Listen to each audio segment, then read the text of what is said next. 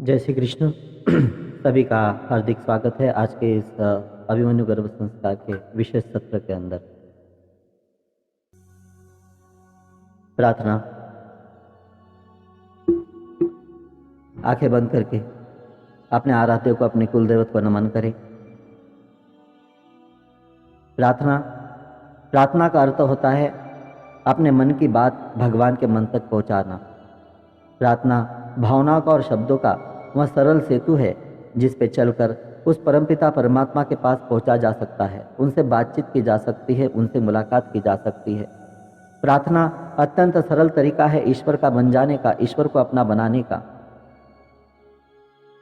प्रार्थना अपने आप में गर्भवती के लिए, गर्भस्थ शिशु के लिए एक वरदान की तरह है, क्योंकि गर्भवती जब प्रार्थना करती है तो गर्भवती की प्रार्थना में सामान्य व्यक्ति की तुलना में सैकड़ों गुना अधिक शक्ति उभर कर आती है। कारण गर्भ के भीतर एक पूर्ण ब्रह्म चैतन्य स्वरूप शिशु होता है, जिसकी सोचने की, समझने की, व्यक्त करने की जो स्थितियां है वह जन्म ले चुके व्यक्ति से सैकड़ों गुना अधिक होती है। और शिशु की वह पूर्ण ब्रह्म चैतन्य स्वरूप शक्ति मात्र शक्ति से मिल जाए तो फिर उस प्रार्थना का क्या कहना। वो प्रार्थना अपने आप में सामान्य की तुलना में सैकड़ों गुना अधिक शक्तिशाली बनकर उभरती है। और पति साथ में बैठा हो तो स्त्री के लिए केवल पति होता है, लेकिन गर्भस्थ शिशु के लिए उसका पिता साथ में बैठा हुआ होता है। और तीनों मिलकर एक ही प्रार्थना एक समय करे तो उस प्रार्थना की अनुभूति गर्भस्थ शिशु के लिए और भी अधिक सुंदर बन जाती है। तो ध्यान रखें कि आज प्रार्थना में हम अकेले नहीं, तो हमसे भी कई गुना अधिक शक्तियों के साथ हमारा गर्भस्थ शिशु हमारे साथ है, हमारे संग है। तो सामूहिक रूप से प्रार्थना करते हैं। सर्वेत्र सुखिनः सन्तु, सर्वे सन्तु निरामयाः, सर्वे भद्राणि पश्यन्तु, मा कश्चित् दुःखभाग् भवेत्। गुरुर्ब्रह्मा गुरुर्विष्णु गुरुर्देवो महेश्वरः, गुरुः साक्षात् परं ब्रह्म तस्मै श्रीगुरुवे नमः। वसुदेवसुतं देवं कंसचाणूरमर्दनं, देवकी परमानन्दं कृष्णं वन्दे जगद्गुरुं। ॐ सहनाववतु सहनौ भुनक्तु, सह वीर्यं करवावहै, तेजस्विनावधीतमस्तु मा विद्विषावहै। ॐ शान्तिः शान्तिः शान्तिः। हरि ओम। श्री कृष्णार्पणमस्तु। सर्वमंगलं भवतु, शुभं भवतु। आंखों को छू ले, धीरे से अपनी आंखें खोले। जय श्री कृष्ण। सभी का हार्दिक स्वागत है। असल के अंदर गर्भावस्था जितना आनंद के साथ बीतेगी, जितनी सहजता से, जितनी सरलता से बीतेगी ना, बच्चे का संपूर्ण जीवन भी उतना ही आनंदमय, सहज और सरल रहेगा। इसलिए गर्भावस्था है ना, इसे तनाव मुक्त होनी चाहिए, टेंशन फ्री होनी चाहिए, आनंदमय होनी चाहिए। एक स्त्री जो होती है ना, एक स्त्री अपने पूरे जीवन के अंदर सबसे अधिक शक्तिशाली कब होती है और सबसे अधिक उसको आनंद में कब रहना चाहिए। तो आम जीवन के अंदर 100 साल के जीवन के अंदर जितनी शक्तियाँ स्त्री के पास होती है, उससे सैकड़ों गुना शक्तियाँ गर्भावस्था के अंदर जागृत होती है। और ये प्रकृति ने दिया हुआ वरदान है हर स्त्री के साथ। और गर्भवती स्त्री को पूरे 100 साल के जीवन के अंदर जब वो गर्भवती होती है, उस समय सबसे अधिक आनंद के साथ रहना होता है, क्योंकि बच्चे की 100 साल की जिंदगी आनंदमय बीते। इसलिए आपकी गर्भावस्था का आनंद निश्चित करना बहुत महत्वपूर्ण होता है। लेकिन हम देखते हैं कि कुछ गर्भवतियाँ, एक लड़की है, नया नया विवाह हुआ, साल 1.5 साल के अंदर या तुरंत वो गर्भावस्था रह गई। तो जब तक उसको पता नहीं था कि मैं गर्भवती हूँ, तब तक बड़े आराम से जी रही थी, बड़े आनंद से जी रही थी। लेकिन जिस दिन उसको पता चला कि मैं माँ बन चुकी हूँ, गर्भ के अंदर बच्चा आ चुका है, उस दिन से पता नहीं अचानक उसके साथ क्या हो जाता है। वो एक पेशेंट बनकर, एक रुग्ण बनकर जीने लगती है। उसको कौन बताए कि आप रुग्ण नहीं हो, आप पेशेंट नहीं हो, आप माँ हो, माँ। और इस दुनिया ने, इस प्रकृति ने, ब्रह्मांड ने, परमात्मा ने सबसे अधिक शक्ति अगर किसी को दी है तो वो एक माँ को दी हुई है, माँ को। और मैं माँ बनने वाली हूँ, ये सेंटेंस गलत है। गर्भावस्था के अंदर मैं माँ बनने वाली हूँ, सेंटेंस गलत है। आपके गर्भ के अंदर बच्चा है, इसका अर्थ आप माँ बन चुकी हो। और इस दुनिया के अंदर सबसे शक्तिशाली अगर कोई है तो माँ होती है। तो फिर डर का ये सहमा सहमापन, ये डरा डरापन क्यों, किस लिए? तो अभिमन्यु गर्भ संस्कार आपको एक तनाव मुक्त गर्भावस्था प्रदान करता है। आप इसको इतना एंजॉय कीजिए, इतना एंजॉय कीजिए कि आपने लाइफ के अंदर कभी एंजॉय नहीं किया होगा। धूम मचा दीजिए आप 9 महीने के अंदर, ऐसी धूम मचाइए कि बच्चा पूरी जिंदगी के अंदर धूम मचाता रहे। ऐसी धूम की सारी दुनिया देखती रह जाए कि बच्चा हो तो ऐसा हो। और जब किसी बच्चे के पास एक उंगली जाती है कि बच्चा हो तो ऐसा हो, तो दूसरी उंगली आपके पास आएगी, माता पिता हो तो ऐसे हो। क्योंकि जब बच्चा जब कुछ अच्छा काम करता है, कुछ अच्छा कर्म करता है, कोई आदर्श प्रस्तुत करता है अपने जीवन के अंदर से, कोई समूह का नेतृत्व करता है या किसी क्षेत्र के अंदर इतिहास रचता है, तो उसका क्रेडिट किसके पास जाता है? उसका क्रेडिट उसके माता पिता के पास जाता है। लेकिन अगर बच्चा कोई गलत कर्म कर दे, बच्चा कोई गलत काम कर दे, सृष्टि को हानि पहुंचाए, दुनिया को हानि पहुंचाए, तो उसका जिम्मेदार कौन? उसके जिम्मेदार भी कहीं ना कहीं माता पिता होते हैं। इसलिए 9 महीने 9 दिन की जो गर्भ संस्कार की भूमिका जो होती है वो बड़ी महत्वपूर्ण होती है कि आप अपने अपने आप के लिए बच्चे को जन्म नहीं दे रहे हो। ध्यान रखना, आप माता पिता बन रहे हो, इसका मतलब ये नहीं कि आप अपने परिवार को बच्चा दे रहे हो, आप इस पूरे विश्व को बच्चा दे रहे हो, सारी दुनिया को बच्चा दे रहे हो, इस धर्म को, इस समाज को, इस देश को ये बच्चा दे रहे हो। तो आपका बच्चा इस देश के साथ क्या करेगा, समाज के साथ क्या करेगा? कुछ अच्छा करेगा तो उसका क्रेडिट आपके पास जाएगा, और कुछ बुरा करेगा तो उसके जिम्मेदार भी आप रहोगे। लेकिन कोई भी माता पिता अपने बच्चे को जानबूझकर कोई गलत बात नहीं सिखाते, कोई गलत संस्कार नहीं देते, लेकिन आसपास की स्थितियाँ, परिस्थितियाँ, घटनाक्रम, हमारे स्वभाव दोष, परिवारजनों के स्वभाव दोष, जिस पे हमारा कंट्रोल नहीं रहता, वो जाने अनजाने के अंदर गर्भावस्था के अंदर बच्चे के पास जाकर गर्भ संस्कार बन जाती है। और उन सारी चीज़ों का इम्पैक्ट, परिणाम जो होता है वो बच्चे के पूरे जीवन के अंदर रहता है। गर्भ संस्कार अर्थात ये नहीं कि आपने बच्चे को जन्म दे दिया, एक हेल्दी बच्चे को जन्म दे दिया। जी नहीं, कई लोगों को ऐसा लगता है कि गर्भ संस्कार यानी क्या है? गर्भ संस्कार यानी योगा सिखाएंगे, प्राणायाम सिखाएंगे, एक्सरसाइज सिखाएंगे, और दूसरा 1-2 मंत्र बोल देंगे, और डाइट बता देंगे कि क्या क्या खाना है, क्या क्या नहीं खाना है, कैसे रहना है, बस गर्भ संस्कार हो गया। और मैक्सिमम जगह पर यही किया जा रहा है गर्भ संस्कार के नाम से। जो नए नए लोग आ रहे हैं ना, यही कर रहे हैं। इससे क्या होगा? आप अच्छे से खा लोगे, पी लोगे, योगा प्राणायाम कर लोगे, अच्छे हेल्दी फूड्स वगैरह ले लोगे, क्या होगा इससे? एक हेल्दी बच्चे को जन्म दोगे। लेकिन हेल्दी तो रावण भी था, हेल्दी तो हिरण्यकश्यप भी था, हेल्दी तो आतंकवादी भी होते हैं, हेल्दी तो चोर डकैत और लुटेरे भी होते हैं। तो हेल्दी बच्चे को जन्म देकर क्या करोगे? हेल्दी बच्चा यानी गर्भ संस्कार नहीं है। ये हेल्दी बच्चा है तो गर्भ संस्कार का 2% पार्ट है। आपकी प्रेगनेंसी हेल्दी हो और आपका बच्चा हेल्दी हो, नॉर्मल डिलीवरी हो जाए, ये 2% हिस्सा है। 2%, 98% हिस्सा क्या है? गर्भ संस्कार। उसके ऊपर कोई बात ही नहीं करता, वो आपको पता ही नहीं है। प्राचीन काल की गर्भवती जो गर्भावस्था जीती थी उसका 95% आपको नहीं पता, कोई बताने वाला नहीं है।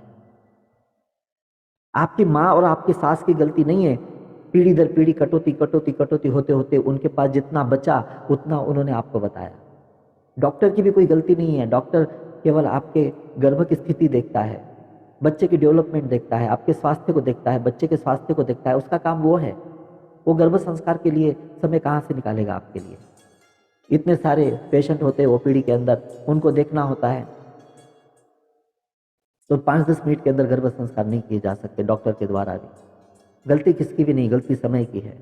पीढ़ी दर पीढ़ी ये कटौती होते होते आप सब कुछ भुला बैठे, और जो बच्चे का हक था वो हक बच्चे का हमने छीन लिया। तो अभिमन्यु गर्भ संस्कार कहीं ना कहीं आपको इन सारी बातों को लौटा कर देता है।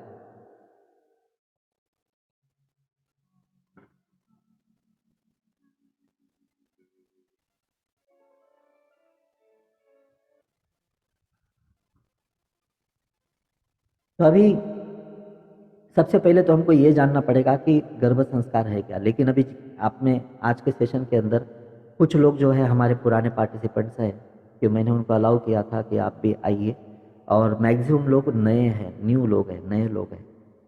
तो नए लोगों को पहले मेरा अपना परिचय दे दूं मैं कि मेरा नाम मनोज भूप है। अभिमन्यु गर्भ संस्कार की जो स्थापना हमने 2005 के अंदर की थी, एक सोशल एक्टिविटी बोलकर की थी, लेकिन वो बढ़ते बढ़ते इतना रिस्पॉन्स और उसके इतने सुंदर परिणाम आए और इतना रिस्पॉन्स मिला इसको और इतनी मांग बढ़ती गई, तो आज विश्व का सबसे बड़ा कार्य बन चुका है अभिमन्यु गर्भ संस्कार। गर्भ संस्कार के अंदर इतना बड़ा कार्य, इतना बड़ा डेटा जो है हमारे पास, 26,000 लोगों ने जो वर्कशॉप किया है आज तक। लाइव वर्कशॉप होते हैं हमारे कई सिटीज, तो 22 सिटीज़ के अंदर लाइव वर्कशॉप होते हैं, 2 दिन का वर्कशॉप होता है, जो बड़े बड़े बैंकेट हॉल के अंदर, बड़े बड़े होटल्स के अंदर हम लेते आए हैं। तो ये 2 सालों के अंदर जो लॉकडाउन का पीरियड था उन दिनों के अंदर कम हुए, लेकिन फिर भी होते रहे, बीच बीच में जैसे जैसे समय मिला, मौका मिला तो होते रहे। लेकिन ये 2 ढाई साल का जो कोरोना का पीरियड था उसके अंदर हमने ऑनलाइन कोर्स शुरू किए और देखते देखते पूरे हमारे एनआरआई जो है विदेशों के अंदर बसे हुए, वो बहुत अत्यधिक खुश हुए, क्योंकि उनको ये सारी चीज़ों का इम्पोर्टेंस बहुत होता है, उनको मिला। और फिर जिन सिटीज़ में हमारी वर्कशॉप नहीं होते थे वहाँ पे भी ये कोर्स पहुँच गया। अब पूरे भारत से लोग इसको ज्वाइन हो रहे हैं और ऑनलाइन कोर्स अच्छे से कर रहे हैं अपने घर पे बैठे बैठे। तो 2 फॉर्मेट के अंदर हमें गर्भ संस्कार का कार्य करते हैं, एक अभिमन्यु गर्भ संस्कार का वर्कशॉप और दूसरा ऑनलाइन कोर्स। इसके अंदर 9 प्रकार के संस्कार होते हैं, मैं बताऊंगा विस्तार से थोड़ा लास्ट के अंदर आपको। इसके अंदर 9 प्रकार के संस्कार लिए जाते हैं, मातृ पितृ संस्कार, षटचक्र संस्कार, समृद्धि संस्कार, मंगलम संस्कार, कला सजन संस्कार, अन्न संस्कार, धर्म संस्कार, पंचतत्व संस्कार, विद्या संस्कार। ये 9 प्रकार के संस्कारों के अलावा प्राणायाम, मेडिटेशन, जनरल एक्सरसाइज, इसकी पूरी ट्रेनिंग और प्रैक्टिकल होता है। प्रीनेटल योगा का एक अलग से ट्रेनिंग का पूरा कोर्स आपको दिया जाता है, वीडियो कोर्स दिया जाता है। इसके अलावा गर्भ संवाद गर्भ ध्यान, गर्भ संवाद गर्भ ध्यान की ट्रेनिंग और प्रैक्टिकल्स वगैरह होते हैं, उसके भी बड़े सुंदर अनुभव और इफेक्ट बच्चे को मिलते हैं, उसका आपको तुरंत अनुभव भी आ जाता है। इसके अलावा आपको आनुवांशिक अशुद्धि पे काम किया जाता है, पिछले 7 पीढ़ियों की भी कोई नकारात्मकता बच्चे के भीतर न आए, हेरिडिटी वगैरह जो बोलते हैं, न आए बच्चे के पास, बच्चा पूरा निर्दोष और स्वस्थ और दीर्घायु हो, तो इसका उपाय पूरा किया जाता है। और नॉर्मल डिलीवरी हमारा स्पेशलाइजेशन है, 100 में से 96 हम नॉर्मल डिलीवरी करवाते हैं। जिसको फुल बेड रेस्ट बोला है उसका भी नॉर्मल होता है, जिसका फर्स्ट सी सेक्शन हुआ है तो सेकंड टाइम वो वर्कशॉप करने से, कोर्स करने से उसका भी हम नॉर्मल करवा देते हैं। इतने अच्छे रिजल्ट है नॉर्मल डिलीवरी के, तो नॉर्मल डिलीवरी के ऊपर भी इसका वर्क किया जाता है। ऐसे और ऐसे बहुत सारी चीज़ें हैं जो हम ये अभिमन्यु गर्भ संस्कार के अंदर लेते हैं। लेकिन अब इस वर्कशॉप के अलावा और कोर्स के अलावा बीच बीच में हम वेबिनार लेते रहते हैं, कि कई लोग जो है कोर्स ज्वाइन नहीं कर पाते, वर्कशॉप ज्वाइन नहीं कर पाते, या उनको पता नहीं होता कि इसका महत्व क्या है, एक्चुअल के अंदर गर्भ संस्कार है क्या। तो उनको ये समझाने के लिए, बताने के लिए, कुछ अच्छी अच्छी टिप्स देने के लिए, ताकि वो अपने गर्भावस्था को बदल सके और अपने गर्भावस्था को आनंदमय बना सके और बच्चे के पूरे जीवन को एक सुंदर दिशा दे सके। तो उसके लिए आज का सत्र ही वेबिनार है, जो इसके अंदर गर्भ संस्कार के बेसिक कंसेप्ट, उसके अंदर के कुछ इतने सुंदर टिप्स जो आपको बहुत सुंदर काम करेंगे आपके गर्भावस्था के अंदर, और आपके भीतर के डर भय वगैरह सब निकाल कर आपको एक तनावपूर्ण गर्भावस्था से मुक्ति दिलाकर तनाव मुक्त गर्भावस्था देना, आनंदमय गर्भावस्था देना। ये यहाँ पे फिर 2 मंत्र भी देंगे हम आज आपको। तो दूसरा हमारा एक बुक भी है अभिमन्यु गर्भ संस्कार का, जो तकरीबन 60,000 कॉपीज उसके अभी बिक चुके हैं और इन दिनों के अंदर उसकी बिक्री बढ़ती जा रही है। मैं हार्ड कॉपी की बात कर रहा हूँ, जो अमेजॉन किंडल वगैरह, ई बुक्स वगैरह जो होती है, गूगल बुक वगैरह, उसकी संख्या और अलग है। तो ऐसे देखा जाए तो ये और मेरा जो ऐप है, ऐप 1.5 लाख से ज़्यादा डाउनलोड है, iOS का ऐप भी है और एंड्रॉयड का ऐप भी है। तो उसके अंदर कुछ म्यूजिक ट्रैक्स वगैरह हमने दिए हैं, तो वो भी उपयोगी है। तो इस प्रकार ये अभिमन्यु गर्भ संस्कार, तो हमारे पास 26,000 लोगों के भरे हुए फॉर्म हैं, डेटा है, उनके हज़ारों लोगों के रिव्यूज़ है कि अभिमन्यु गर्भ संस्कार के कितने सुंदर परिणाम। एक बार कोई गर्भवती आ जाती है तो उसकी ननंद, उसकी भाभी, उसकी सहेलियाँ, उसके रिश्तेदार, उसके सब जान पहचान के लोग वो वापस हमारे कोर्स में या वर्कशॉप के अंदर आते, आज तक का रिकॉर्ड रहा है। तो चलो, ये तो मैंने आपको शॉर्ट इंट्रोडक्शन इसलिए दिया कि ताकि जो नए लोग हैं उनको समझें कि इसका महत्व क्या है। कोई नई बात नहीं है जो मैं आपके सामने रख रहा हूँ, ये अनुभव सिद्ध चीज़ है अभिमन्यु गर्भ संस्कार, और इतनी हजारों माताओं के अनुभव से सिद्ध की हुई। हमारा अनुभव सिद्धता काम नहीं, गर्भवती माताओं के अनुभव सिद्धता, और उनके बच्चे है इतने, आज हमारे बच्चे 8-10 साल के हो गए, 2005 से हमने काम कर रहे हैं, तो अनुमान लगा लीजिए कि कितने। लेकिन पिछले 7-8 सालों में काम बहुत ज़्यादा बढ़ा है। तो सबसे पहले गर्भ संस्कार के अंदर देखिए, संस्कारों के पड़ाव समझ लीजिए। संस्कारों के 5 पड़ाव होते हैं। मनुष्य के जीवन के अंदर, मनुष्य के जीवन के अंदर संस्कारों के 5 पड़ाव होते हैं। पहला पड़ाव कौन सा? पहला पड़ाव है प्रारब्ध। मनुष्य के जीवन के अंदर पहला पड़ाव होता है प्रारब्ध। अब प्रारब्ध कहाँ से आता है? ये पूर्व जन्म से आता है। यानी पूर्व जन्म के अंदर हमने कैसे कर्म किए, कैसा जीवन जिया, तो उसके आधार पर हमको अगला जन्म प्राप्त होता है। तो एक 5% जो प्रारब्ध आता है हमारे साथ, उसको हम प्रारब्ध कहते हैं। फिर 95% जिंदगी हमको यहीं पे तय करनी होती है, 5% प्रारब्ध। फिर दूसरा संस्कारों का पड़ाव होता है और वो होता है गर्भ संस्कार, कहते हैं उसको गर्भ संस्कार। यानी कि गर्भ संस्कार, जब बच्चा गर्भ के भीतर आया तब से लेकर बच्चा जन्म लेने तक 9 महीने 9 दिन तक का जो सफ़र होता है, और उसके अंदर माँ के द्वारा जो बच्चे को संस्कार प्राप्त होते हैं, उसको गर्भ संस्कार कहा जाता है। अब तीसरा पड़ाव मनुष्य के जीवन के अंदर आता है गर्भ संस्कारों का, वो पड़ाव है बाल अवस्था के संस्कार। और चौथा पड़ाव जो है किशोर अवस्था के संस्कार, और 5वां पड़ाव है युवावस्था के संस्कार। यानी 5 पड़ाव हमने देखे, लेकिन इस मनुष्य के 5 संस्कारों के पड़ाव में से 2 संस्कारों को बदला नहीं जा सकता, 3 संस्कारों को बदला जा सकता है। कौन से 2 संस्कार नहीं बदल सकते? एक प्रारब्ध नहीं बदल सकता, और दूसरा गर्भ संस्कार नहीं बदल सकते। और बाल अवस्था के संस्कार बदले जा सकते हैं, किशोर अवस्था के बदले जा सकते हैं, युवा अवस्था के बदले जा सकते हैं। क्यों? क्योंकि कैसे घटनाक्रम मिलेगा, कैसी स्थितियाँ परिस्थितियाँ मिलेगी, कैसी साथ संगत मिलेगी, कैसे घर का वातावरण होगा, उसके अनुसार बाल संस्कार, किशोर अवस्था के संस्कार, युवा अवस्था के संस्कार बदलते हैं, बदले जा सकते हैं। लेकिन इन और प्रारब्ध पे हमारा बस नहीं चलता, क्योंकि वो पहले घट चुका है, पूर्व जन्म की बात है। लेकिन 9 महीने 9 दिन का गर्भ संस्कार इतना शक्तिशाली है। इन 5 पड़ाव में सबसे महत्वपूर्ण अगर कोई है तो वो गर्भ संस्कार होते हैं। 9 महीने 9 दिन के अंदर अगर हमने सही ढंग से गर्भ संस्कार बच्चे को दे दिए, तो वो बच्चा जन्म लेने के बाद न बचपन के अंदर उसके साथ कुछ संस्कारों के साथ खिलवाड़ होगा, न किशोर अवस्था के साथ, न युवावस्था के साथ। क्योंकि जो नींव होती है संस्कारों की, हमने गर्भावस्था के इतनी मजबूत बना दी, इतनी शक्तिशाली बना दी, और इतनी शास्त्रोक्त रूप से वो सारे प्रशिक्षण आदि सब बच्चे को गर्भ के भीतर दे दिए, वो शक्तियाँ प्रदान कर दी, आशीर्वाद प्रदान कर दिए, तो सारे संस्कारों के माध्यम से वो बच्चे को प्राप्त हो जाने के बाद वो न्यू जो होती है इतनी मजबूत होती है कि बाद में कितने भी गलत ऑफर आ जाए, कितनी भी गलत स्थितियाँ परिस्थितियाँ आ जाए, न बाल अवस्था, न किशोर अवस्था, न युवावस्था, बच्चा डगमगाता नहीं है, किसी गलत ऑफर को स्वीकार करता नहीं है, और एक शानदार जिंदगी जीता है। ऐसी शानदार जिंदगी कि लोग देखते रह जाए कि बच्चा हो तो ऐसा हो, माता पिता हो तो ऐसे हो। तो इसके आदर्श संतान हमको जन्म देने के लिए एक श्रेष्ठ माता पिता ही एक श्रेष्ठ संतान को जन्म दे सकते हैं। तो आपने अपनी श्रेष्ठता साबित कर दी, आपने अपनी श्रेष्ठता साबित कर दी। क्यों? क्योंकि न जाने कितने हजारों लाखों गर्भवतियां भी होंगी धरती के ऊपर, उसमें से कुछ गिने चुने लोगों के पास मैसेज पहुंचा, और जिनके पास मैसेज पहुंचा अभिमन्यु गर्भ संस्कार के विधि विधान का, उसमें से केवल ये सोच लो कि 20% लोग आज ज्वाइन हुए हैं। जितने लोगों को मैसेज पहुंचा उसमें से 20% लोग ज्वाइन हुए हैं। तो जरा सोचिए कि आप उन 20% के अंदर इतने हजारों गर्भवती माताओं के बीच, पिताओं के बीच आप श्रेष्ठ हो। क्यों? क्योंकि आपने अपने बच्चे के लिए कुछ सोचा कि एक आम बच्चा नहीं, खास बच्चों को जन्म दे, और हम देखें कि ये गर्भ संस्कार क्या होते हैं, अपने बच्चे को प्रदान करें और एक श्रेष्ठ बच्चे को जन्म दे। आपके भीतर की श्रेष्ठता ही आज आपको यहाँ तक लेकर आई है। तो मैंने संस्कारों के 5 पड़ावों की बात की, लेकिन अब आती बारी है कि गर्भ संस्कार क्या होते हैं, गर्भ संस्कार क्या होते हैं।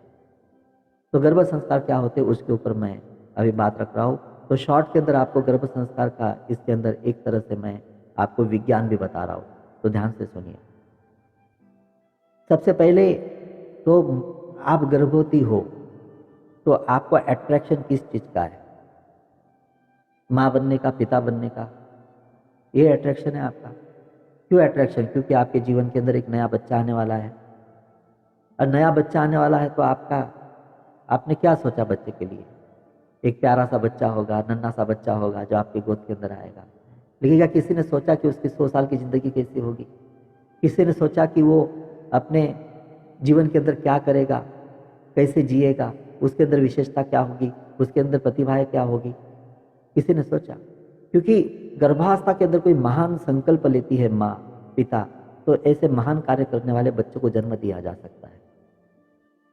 लेकिन हमने जाना ही नहीं, बस एक बच्चे का अट्रैक्शन है, माँ बनने वाले पिता बनने वाले उसी के अंदर खुश है। ध्यान रखना, इस दुनिया के अंदर का सबसे सुंदर कार्य अगर कुछ है, सबसे सुंदर कार्य अगर कुछ है तो वो है माँ बनना, पिता बनना। इससे सुंदर कार्य, इससे सुंदर आनंद, इससे सुंदर कर्म इस दुनिया के अंदर दूसरा कुछ हो ही नहीं सकता। ध्यान रखें, मनुष्य के जीवन के अंदर सर्वोत्तम आनंद जो होता है वो माँ बनना, पिता बनना, और गर्भावस्था का एक एक दिन ऐसा ही होना चाहिए, आनंद में। फिर तो गर्भ संस्कार होते कैसे, पहले आपके गर्भ के अंदर बच्चा आता कैसे, वो मैं आपको बता दूं। अब कई लोग सोचते हैं कि स्त्री पुरुष के शारीरिक मिलन के द्वारा संतान की प्राप्ति होती है। नहीं, ये केवल शारीरिक घटना मात्र है, एक शारीरिक घटनाक्रम मात्र है। स्त्री और पुरुष का शारीरिक मिलन होना, उससे संतान की प्राप्ति होती है। इसको हम एक वैद्य की भाषा के अंदर दे सकते हैं, शारीरिक दृष्टिकोण से देख सकते हैं। लेकिन इस घटना के पीछे एक महान आध्यात्मिक घटनाक्रम घटता है, जिससे चलते आप माता पिता बन पाते हो। वो घटनाक्रम कौन सा? जब स्त्री देवता पुरुष देवता बनकर एक स्त्री पुरुष शरीर मिलन की मंगल वेला से गुजर रहे होते हैं, तो ब्रह्मांड में उस समय कुछ आत्माएं विचरण कर रही होती है, और वो आत्माएं मनुष्य का शरीर प्राप्त करने के लिए एक स्त्री का गर्भ ढूंढ रही होती है। लेकिन शर्त यह है कि पूर्व जन्म की भाव दशा कर्म दशा के अनुसार वो जो आत्मा ऊपर विचरण कर रही है ब्रह्मांड के अंदर मनुष्य का शरीर पाने के लिए, तो शर्त यह है, नियम यह है कि पूर्व जन्म की भाव दशा कर्म दशा के अनुसार वर्तमान में किसी स्त्री और पुरुष की भाव दशा कर्म दशा जब तक मैच न हो जाए, तब तक उस आत्मा को माता पिता प्राप्त नहीं होते। और जैसे ही पूर्व जन्म की भाव दशा कर्म दशा के अनुसार वर्तमान में किसी स्त्री और पुरुष की भाव दशा कर्म दशा मैच हो जाए, उसी क्षण उस स्त्री का उस पुरुष का माता पिता के रूप में स्वीकार कर करो आत्मा स्त्री देवता और पुरुष देवता के शरीर मिलन की मंगल बेला के समय गर्भ के भीतर प्रवेशित हो जाती है, और उसी क्षण वो स्त्री पुरुष माता पिता बन जाते हैं, और उस आत्मा को एक नया शरीर मिलना वहां पे प्रारंभ हो जाता है। लेकिन वो आत्मा जब गर्भ के भीतर आती है तो अकेली नहीं आ सकती, उसको एक सूक्ष्म शरीर लेकर आना पड़ता है। क्या लेकर आना पड़ता है? सूक्ष्म शरीर, सोल बॉडी जिसको हम कहते हैं। और वो आत्मा ने स्वयं चुना था मुझे कौन सी माँ चाहिए, कौन सी पिता चाहिए, तो उस आत्मा के पास मन भी था, माइंड भी था। यानी गर्भ के भीतर एक सूक्ष्म शरीर, आत्मा, मन तीनों प्रवेश करते हैं, तीनों प्रवेश करते हैं। और तीनों का प्रवेश हो जाने के बाद वहां पे कनेक्टिविटी कैसे होती है, देखिए। पहली कनेक्टिविटी आपके नाभि स्थान के पास से ऊर्जा कनेक्ट होती है आपके गर्भ के भीतर जो बीज रूपांतरण हुआ है वहां पर, और आपके नाभि स्थान से उसको वहां पे ऊर्जा प्राप्त होना शुरू हो जाती है, और वहां पे उसका स्थूल शरीर बनना प्रारंभ हो जाता है। हाड़ मांस रक्त से बना हुआ जो शरीर होता है ना, वो वहां पे स्थूल शरीर बनना वहां पे प्रारंभ हो जाता है। दूसरी कनेक्टिविटी आती है सूक्ष्म शरीर से सूक्ष्म शरीर तक, यानी आत्मा से आत्मा तक। बच्चा जैसे गर्भ के भीतर आया आत्मा के रूप में, तो सबसे पहले वो अपनी माँ के आत्मा के साथ संपर्क कर लेता है, सूक्ष्म शरीर के साथ संपर्क हो जाता है। ये दूसरी कनेक्टिविटी यहाँ पे हो गई। लेकिन बच्चे के भीतर जो अंतर्मन आता है, सबकॉन्शियस माइंड आता है, बच्चे के पास बाह्य मन नहीं है, अंतर्मन है जो आत्मा के साथ आता है। वो जैसे गर्भ के भीतर आया, वो माँ के अंतर्मन से बच्चे का जो अंतर्मन है वो माँ के अंतर्मन से संपर्क के अंदर आ जाता है। ये तीसरी कनेक्टिविटी आ गई। यानी पहली कनेक्टिविटी आई शरीर से शरीर तक, दूसरी कनेक्टिविटी आई सूक्ष्म शरीर से सूक्ष्म शरीर यानी आत्मा से आत्मा तक, और तीसरी कनेक्टिविटी बच्चे की आई माँ के अंतर्मन से बच्चे के अंतर्मन तक। और अब माँ का बाह्य मन जब भी कुछ सोचता है गहराई से, चाहे वो अच्छा हो चाहे बुरा हो, चाहे सकारात्मक हो चाहे नकारात्मक हो, तो माँ का बाह्य मन जब भी कुछ सोचता है और उसके अंदर गहराई होंगी, एक डीपनेस होगा, तो वो बात सीधे माँ के अंतर्मन के अंदर पहुंच जाती है, और माँ के अंतर्मन के अंदर पहुंची हुई बात बच्चे के अंतर्मन तक पहुंच जाती है। और इस प्रकार से माँ के अंतर्मन से बच्चे के अंतर्मन तक पहुंचने वाली हर बात जो होती है वो गर्भ संस्कार बन जाती है। अगर आपने किसी भी घटना को, किसी भी वस्तु को, किसी भी व्यक्ति को किसी भी स्थिति परिस्थिति को अगर आपने नकारात्मकता से देखा है, निगेटिविटी से देखा है, तो उस समय भी आपके अंतर्मन से बच्चे के अंतर्मन तक एक संस्कार जा रहा है, लेकिन उस समय वो गर्भ संस्कार कुसंस्कार बनकर जा रहा है, कुसंस्कार। वही आपने किसी घटनाक्रम को, किसी स्थिति को, परिस्थिति को, वस्तु को, व्यक्ति को, किसी सजीव जो अस्तित्व को अगर आपने सकारात्मकता से देखा है, सोचा है, लिया है, दिया है, पॉजिटिविटी से किया है कुछ, तो उस समय भी आपके अंतर्मन से बच्चे के अंतर्मन तक एक बात पहुंच रही है, लेकिन उस समय वो जो गर्भ संस्कार है वो सुसंस्कार बनकर पहुंचता है। इस प्रकार से गर्भ संस्कार जो होते हैं वो कुसंस्कार भी होते हैं और सुसंस्कार भी होते हैं, और जाने अनजाने के अंदर एक गर्भवती जो होती है अपने बच्चे के ऊपर गर्भ संस्कार के नाम पर कुसंस्कार और सुसंस्कार दोनों भी कर बैठती है। अब जानबूझ के तो कोई माँ कुसंस्कार नहीं करती, क्योंकि इस दुनिया के अंदर सबसे अच्छा कुछ है तो सबसे अच्छी कुछ है तो माँ ही अच्छी है, सबसे सच्ची कुछ है तो माँ ही सच्ची है। माँ से अच्छा और माँ से सच्चा इस दुनिया के अंदर कुछ भी नहीं है। तो आप भी एक माँ हो, बच्चा गर्भ के भीतर आ चुका है, तो आप अपने बच्चे के ऊपर कैसे कुसंस्कार कर सकती हो? माता सुमाता होती है, कुमाता नहीं होती। माता अच्छी होती है, बुरी नहीं होती। तो आपको तय करना होता है कि आप कितनी अच्छी माँ हो, कितनी अच्छी सुमाता हो, या कहीं जाने अनजाने के अंदर एक बुरी माँ या कुमाता तो नहीं बन रही हो। और मुझे नहीं लगता कि दुनिया की कोई भी माँ अपने बच्चे के ऊपर कुसंस्कार करे। सुसंस्कार करना है ना बच्चे को वरदानों से भरना है, और कुसंस्कार करना है ना बच्चे के जीवन को अभिशापित करना है। और कोई भी माँ अपने बच्चों को अभिशापित नहीं कर सकती। इसलिए सबसे पहले तो मैंने आपको गर्भ संस्कार का विज्ञान बताया कि ये कुसंस्कार सुसंस्कार दोनों के रूप में बच्चे के पास पहुंचता है। तो फिर अभिमन्यु गर्भ संस्कार आपको क्या सिखाता है? इन सभी संस्कारों के माध्यम से, गर्भ संवाद, गर्भ ध्यान के माध्यम से आपको यह सिखाता है कि गर्भावस्था के अंदर जीना कैसे है, आपकी स्वभाव शैली कैसी होनी चाहिए, आपको आपकी जीवन शैली कैसी होनी चाहिए।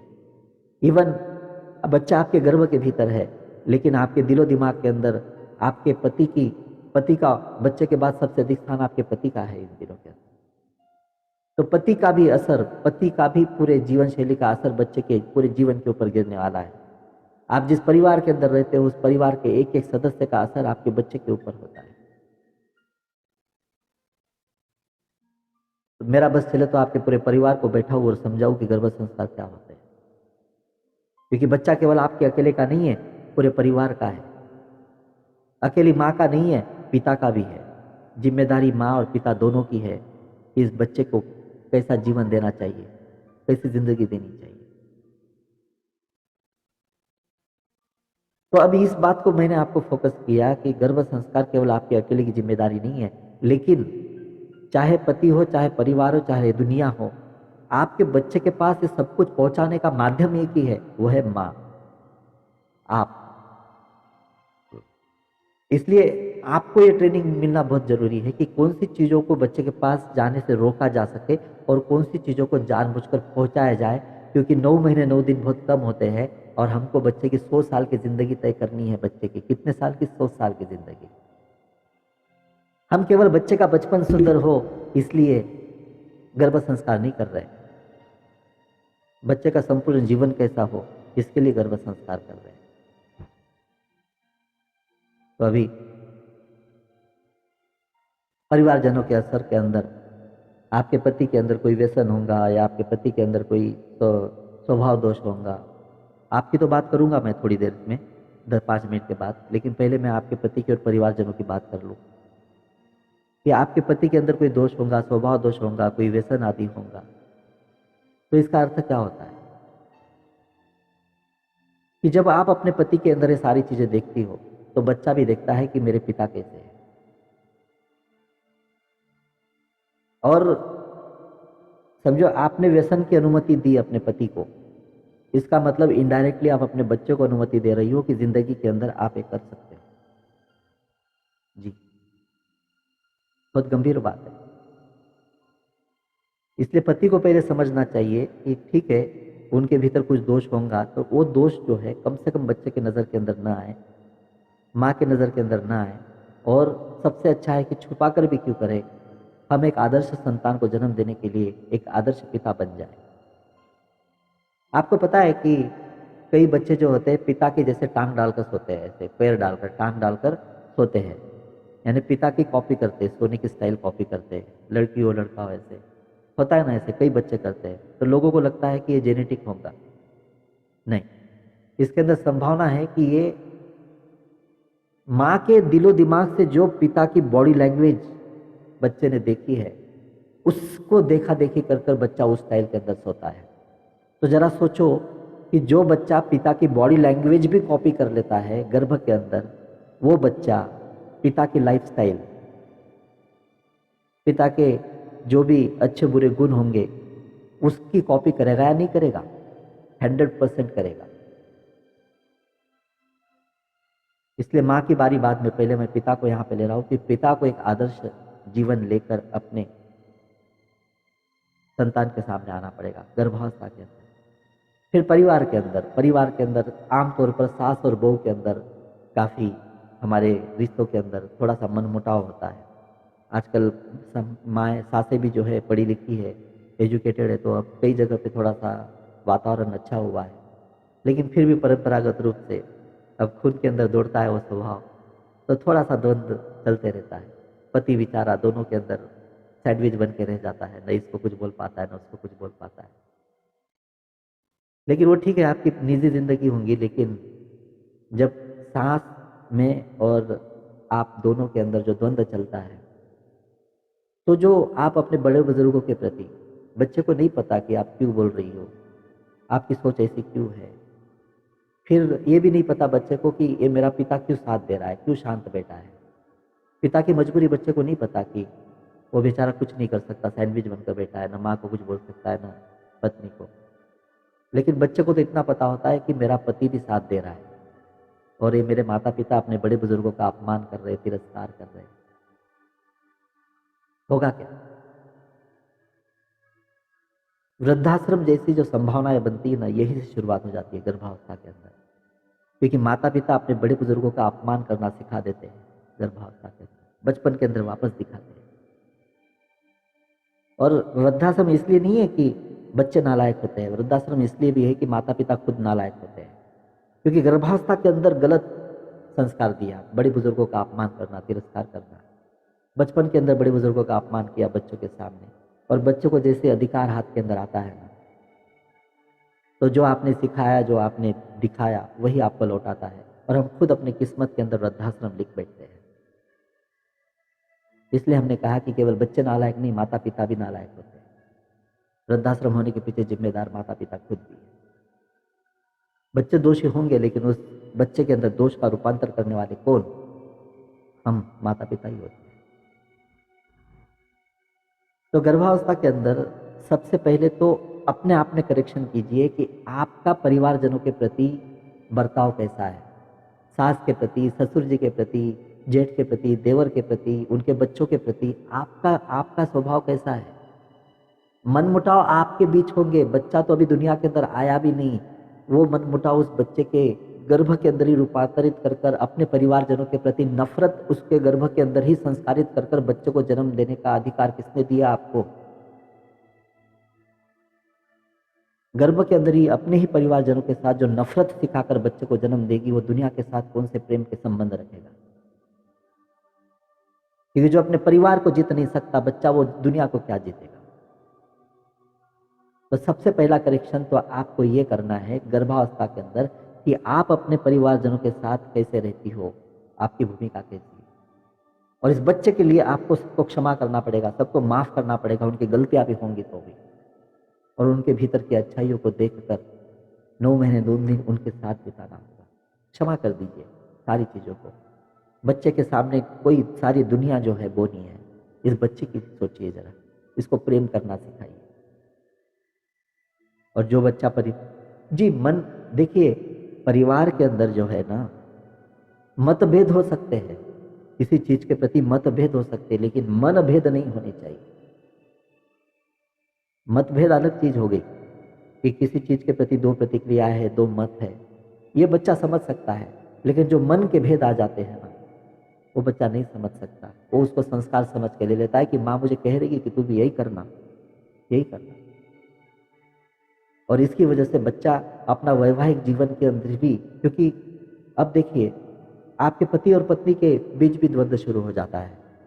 जब परिवार पति को पक्ष लेना पड़ता है अपने परिवार का और आपका दोनों का, फिर उन बातों को लेकर आप पति पत्नी दोनों के रिश्ते खराब होने लगते हैं। और गर्भावस्था के अंदर जब आप एक दूसरे का मनमुटाव करते हो, द्वंद्व करते हो एक दूसरे के साथ, तो गर्भस्थ शिशु के ऊपर उसका भी असर चले जाता है। और बच्चे ने देखा अपने माता पिता को लड़ते झगड़ते मनमुटाव करते एक दूसरे का अनादर करते, तो बच्चे का वैवाहिक जीवन आज ही आपने उद्ध्वस्त कर डाला।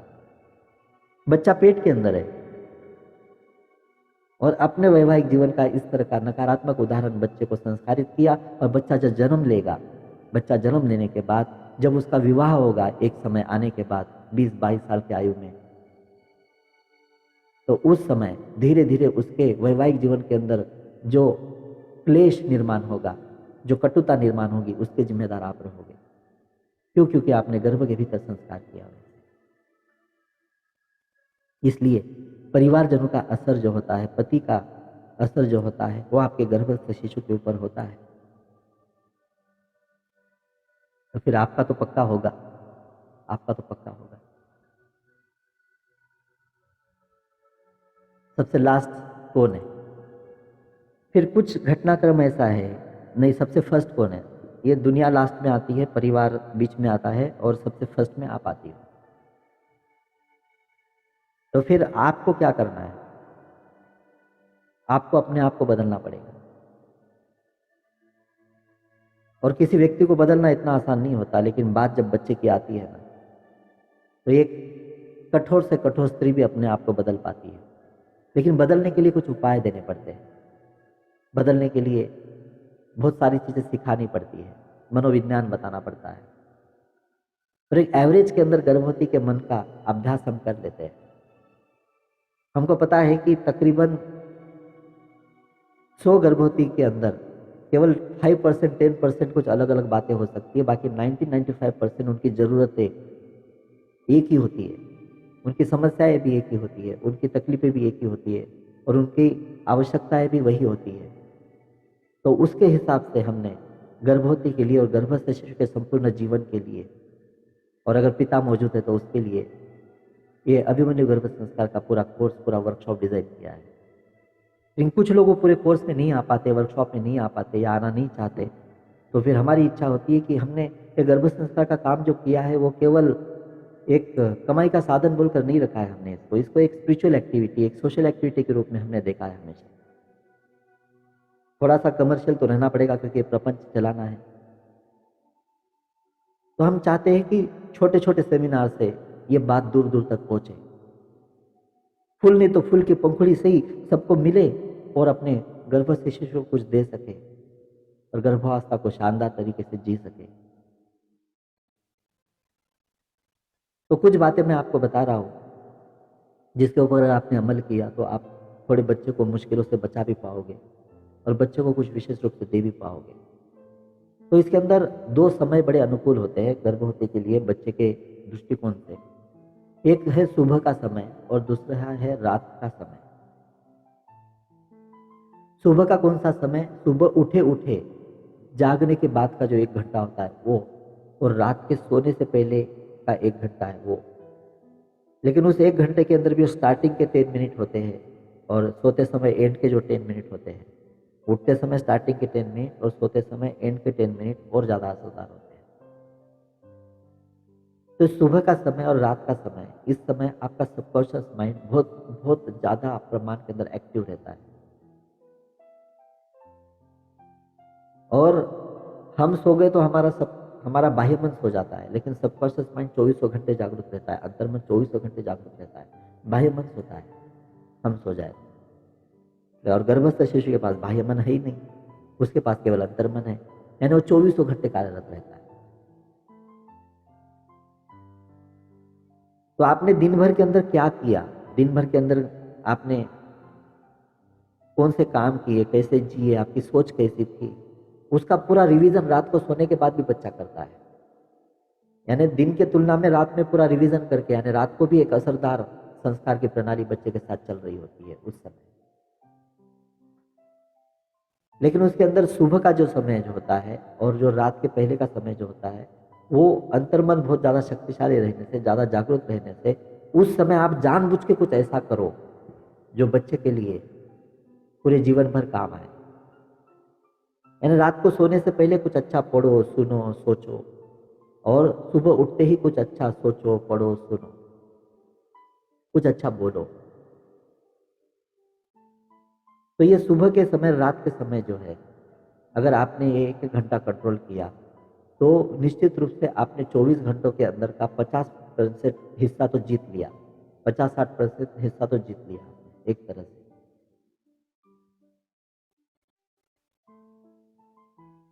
लेकिन सुबह उठे कब हम और रात को सोए कब, ये भी महत्वपूर्ण है। सूर्योदय के बाद सोना, सूर्योदय के बाद गर्भवती जितना सोती है उतने अपने बच्चे की आयु छीनती है। सूर्योदय के बाद जितना समय आप सोती हो अपनी आयु उतनी घटाती हो, और गर्भावस्था के अंदर बच्चे की उतनी आयु हम घटाते हैं।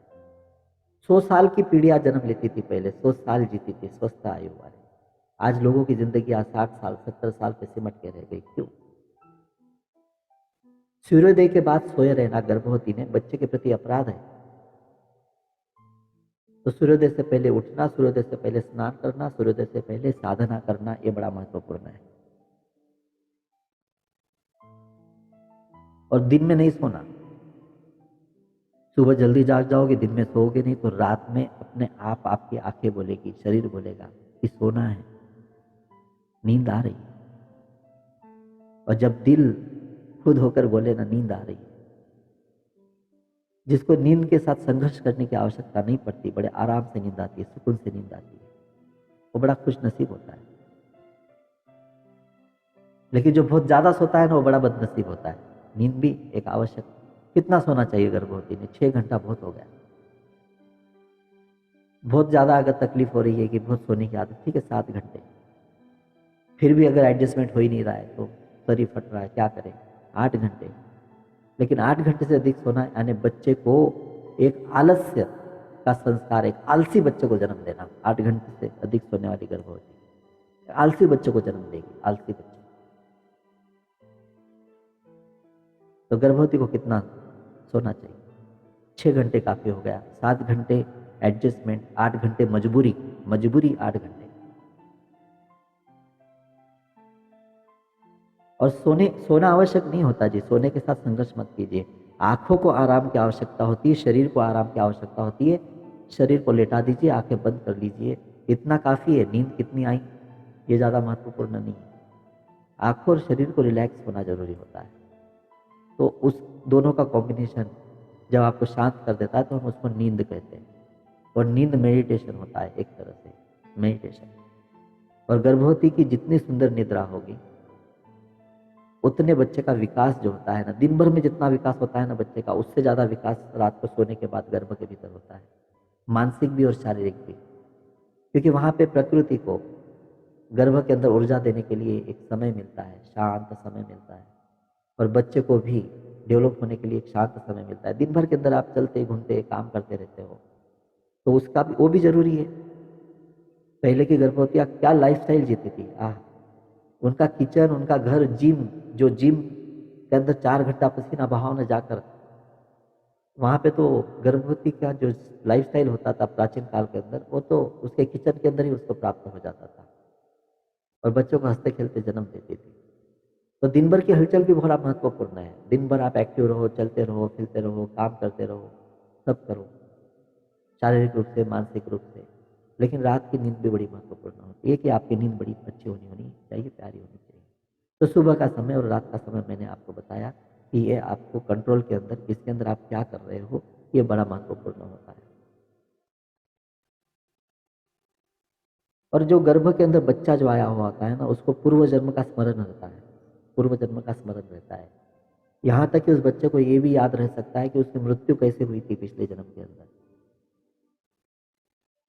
और कई लोगों ने ऐसे वर्णन किया है कि गर्भावस्था के अंदर बच्चा जो है परमात्मा से प्रार्थना करते रहता है कि मुझे यहाँ से मुक्त करो, इस कारावास से मुक्त करो। यहाँ पे बच्चे को ऐसे गर्भावास जो होता है तो बड़े तकलीफ दे होता है, आदि आदि आदि। ये सब बकवास है, ध्यान रखना, ये सब बकवास है। एक मनुष्य के लिए इस दुनिया के अंदर, मनुष्य के संपूर्ण जीवन के अंदर, मनुष्य के दो जन्म होते हैं। पहली बात तो ध्यान रखना, मनुष्य के दो जन्म होते हैं। पहला जन्म माँ के गर्भ के भीतर होता है, जो गर्भ के भीतर आत्मा प्रवेशित होती है। और दूसरा जन्म लौकिक जन्म, यानी कि वो गर्भ से बाहर जब आता है, नाल कटती है, वो लौकिक जन्म हुआ। तो मनुष्य के पहले जन्म से मृत्यु तक 100 साल तक हम हमेशा शतायुषी बच्चे की कामना करें। हम शतायुषी बच्चे को जन्म देते हैं, इसलिए मैं बार बार 100 साल बोलता हूँ कि जन्म लेने से, गर्भ के अंदर के जन्म से 100 साल के आयु तक मनुष्य के अंदर सबसे सुंदर स्थान, सबसे सुंदर जीवन कौन सा? तो गर्भावस्था का। एक जीव के लिए गर्भ से सुंदर स्थान इस दुनिया के अंदर कोई नहीं है। स्वर्गीय आनंद प्राप्त होता है गर्भ के भीतर, स्वर्गीय आनंद प्राप्त होता है। गर्भ इतना सुंदर स्थान है, इतना प्यारा स्थान है। देखिए, गर्भ जल के अंदर बच्चा होता है, गर्भ जल के अंदर, क्षीर सागर के अंदर भगवान विष्णु, लक्ष्मी माता वहां पर कितने आनंद से रहते हैं। तो वो पालन करता है लक्ष्मी और विष्णु। क्यों उनको क्षीर सागर के अंदर बताया गया है और क्यों बच्चों को गर्भ जल के अंदर बताया गया है? जितने आनंदित वहां पे है, उतने ही आनंदित आपका बच्चा आपके गर्भ जल के अंदर, इस क्षीर सागर के अंदर है। लेकिन अगर स्वर्ग के अंदर हमने कुछ गलत बातें ले जाकर डाल दी, स्वर्ग के अंदर हमने गंदगी फैला दी, नकारात्मकताएं फैला दी, तो उस स्थान की गलती नहीं है, वो गलती तो मनुष्य की हो सकती है। बच्चे को तो प्रकृति ने एक स्वर्गीय आनंद वाला स्थान दिया है गर्भ के अंदर, लेकिन उसके अंदर हम तनाव डालेंगे, टेंशन डालेंगे, मुश्किलें डालेंगे, तकलीफें डालेंगे, तो उसके जिम्मेदार प्रकृति नहीं है, उसके जिम्मेदार मनुष्य यानी आपको। तो बच्चे के लिए जो स्थान है बड़ा स्वर्गीय आनंद देने वाला होता है। ऐसे तो पूरा शरीर एक दूसरे से जुड़ा हुआ है। फिर ऐसे भी वर्णन करते लोग कि मल मूत्र का स्थान वहां पे करीब है, लेकिन आपको पता है कि वो गर्भ का जो कवच बनाया गया है, वो इतना सुरक्षित, इतना आनंदित बनाया गया है कि बच्चे को वहां की गंध तक नहीं जाती। वो जो गंध जो होती है उसकी, मल मूत्र की आदि, वो गंध तक बच्चे के पास नहीं जाती। फिर बच्चे के पास गंध कहाँ से जाती है? गंध आपके यहाँ से जाती है कि आपने गंध को महसूस किया तो बच्चे को गंध महसूस होती है।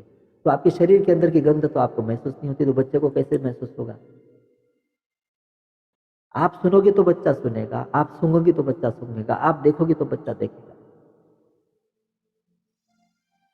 तो ये वर्णन जो है ना, कर रखे लोगों ने अज्ञातवश, वो बिल्कुल गलत वर्णन है। बच्चे के लिए जो स्थान है वो बड़ा आत्मीय आनंद देने वाला है और बहुत सुंदर स्थान है। बस उसके अंदर आप गलत चीजें मत डालिए, उस स्वर्ग का आनंद लेने दीजिए बच्चे को।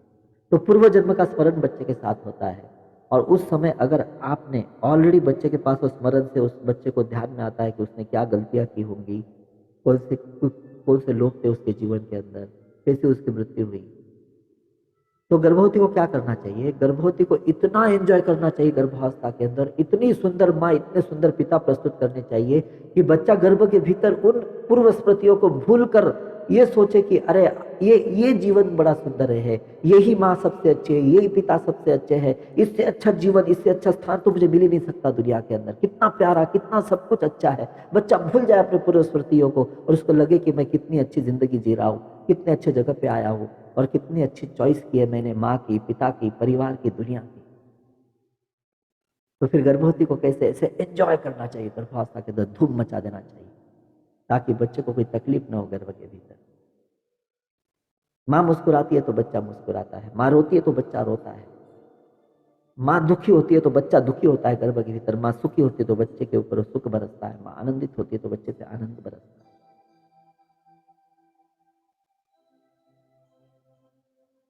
और फिर ये आनंद बरसाने के लिए हमने 9 संस्कार बनाए। 9 संस्कारों को, अन्न संस्कार प्राचीन काल में भी था, अभी भी था, अभी भी है।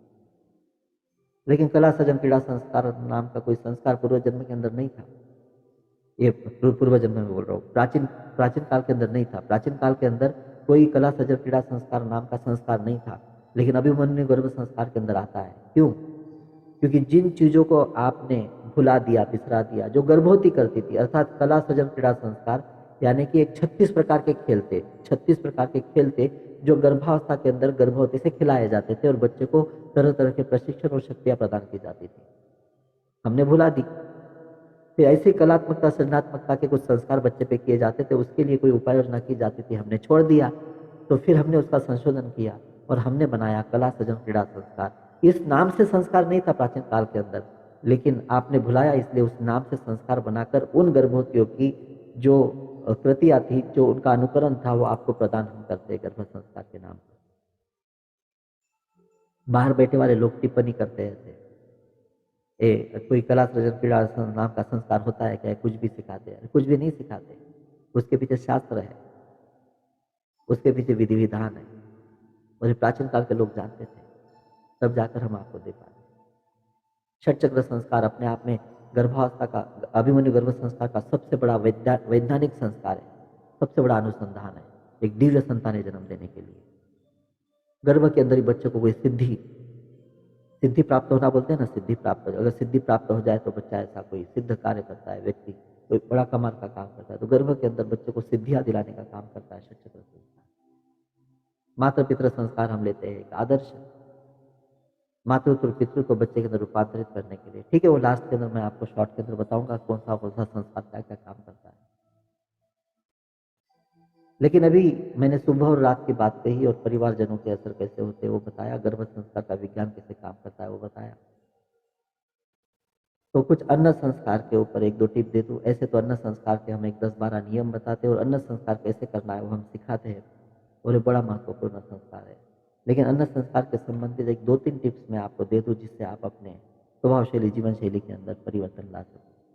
क्योंकि आज का सत्र जो है ना, मुझे आपको एवरेज के अंदर कुछ देना है, क्योंकि 1-1.5 घंटे, जिसको हमको 20-22 घंटे कम गिर जाते हैं, वहां पे आपको 1-1.5 घंटे के अंदर तो पूरा गर्भ संस्कार नहीं कर सकते। तो इसलिए हम एवरेज के अंदर बता रहे हैं आपको कि कैसे ये सारी चीजें होती है, घटती है, और कैसे करना चाहिए आपको। तो अभी आप कितने भी ऑर्गेनिक फूड्स ला लो, कितने भी ऑर्गेनिक फूड्स ला लो, कितने भी अच्छे से बना लो, लेकिन अगर आपने दूषित अन्न लिया तो गर्भस्थ शिशु के भीतर दोष हो सकते हैं। और जरूरी नहीं कि वो दोष जो है वो बच्चे के बचपन के अंदर नजर आए, हो सकता है कि वो युवा अवस्था में, हो सकता है कि प्रौढ़ अवस्था के अंदर नजर आए। तो ऐसे कोई दोष रूपांतरित नहीं होनी चाहिए। और यहाँ तक कि हमने देखा है कि एक आध बच्चा ऐसा होता है कि जो जन्म लेने के बाद माँ के गोद में आना चाहिए तो उसको कांच के पेटी में रख दिया जाता है। कितना तरसता होगा बच्चा माँ के सीने से लगने के लिए, माँ का दिल कितना तड़पता होगा उसको अपने सीने से लगाने के लिए। ये दुविधाएं कहाँ से आती है? हमारी छोटी बड़ी गलतियों से हम अपने आप पर ला बैठते हैं।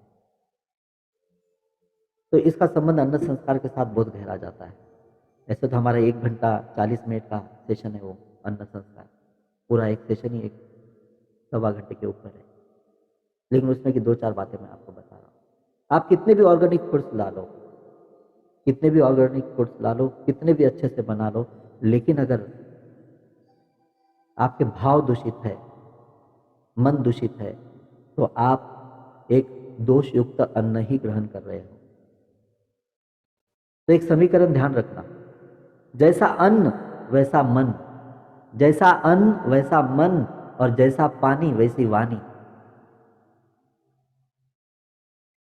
तो हम इस अच्छे खासे, अब गर्भवती क्या करती है कि गर्भवती वो बच्चे की डेवलपमेंट अच्छी होनी चाहिए, इसलिए अच्छे फूड्स लाती है, अच्छे से निभाती है, अच्छे से बना देती है। सब हेल्दी फूड लाएंगे, बहुत अच्छे से महंगे महंगे लाएंगे, सब ध्यान रखेंगे, खाएंगे समय पे वगैरह सब। लेकिन एक छोटी सी गलती जिसका बड़ा भुगतान बच्चे को करना पड़ता है। तो अच्छे अन्न को दूषित करने का काम कैसे करते हैं कि जैसे आप अन्न ले रहे हो तो उस समय आपके मन के अंदर क्या चल रहा है, उसके अनुरूप उस अन्न के अंदर गुण और दोष जाते हैं, गुण भी जाते हैं, दोष भी जाते हैं। तो कृपा कर कर टीवी सीरियल देखते हुए, सिनेमा देखते हुए, न्यूज चैनल देखते हुए अन्न और जल का ग्रहण मत कीजिए। टीवी सीरियल देखते हुए, सिनेमा देखते हुए, न्यूज चैनल देखते हुए, मोबाइल हाथ में लेकर अन्न और जल का ग्रहण मत कीजिए। कोई भी इलेक्ट्रॉनिक मीडिया, कोई भी सोशल कोई भी जैसे फेसबुक है आपका, व्हाट्सएप है, तो मोबाइल के अंदर हम क्या करते रहते हैं, ऐसे देखते रहते हैं और भोजन करते रहते हैं। दूसरा टीवी सीरियल देखते रहते हैं, भोजन करते रहते हैं। हम सिनेमा देखते हैं, भोजन करते रहते हैं। न्यूज़ चैनल देखते हैं, भोजन करते रहते हैं। जल ग्रहण करते समय भी वो गलतियाँ करते हैं। तो इससे क्या होता है कि दोषयुक्त अन्न और दोषयुक्त जल हमारे भीतर जाता है। क्योंकि शरीर को, आपके गर्भस्थ शिशु के अस्तित्व को केवल शारीरिक ऊर्जा नहीं, तो मानसिक ऊर्जा भी प्राप्त हो रही है। तो आप दूषित अन्न लोगे, दूषित जल लोगे, तो बच्चे के अंदर, डेवलपमेंट के अंदर, शरीर के अंदर भी दोष आ सकते हैं, उसके मन के अंदर भी दोष आ सकते हैं, उसके जिम्मेदार आप रहोगे। फिर कुछ बच्चे ऐसे हैं जो जब तक उनको कुछ दिखाई नहीं जाता, आप देखोगे कि छोटे छोटे बच्चे हैं, उनको जब तक कोई मोबाइल पे या टीवी पे कार्टून नहीं दिखाया जाता, नाच गाना नहीं दिखाया जाता, तब तक वो बच्चा खाना नहीं खाता। और माँ भी बड़े शान से बोलती है की बाई माझं बाळ, त्याला जोपर्यंत काही दाखवत नाही ना मी मोबाईलवर, टीव्हीवर, तोपर्यंत काही खातच नाही वो। कितने शान से बोलती है, जैसे एक थप्पड़ मारना चाहिए उस माँ को कि कौन से संस्कार किए तूने, क्या किया अपने बच्चे के साथ तूने।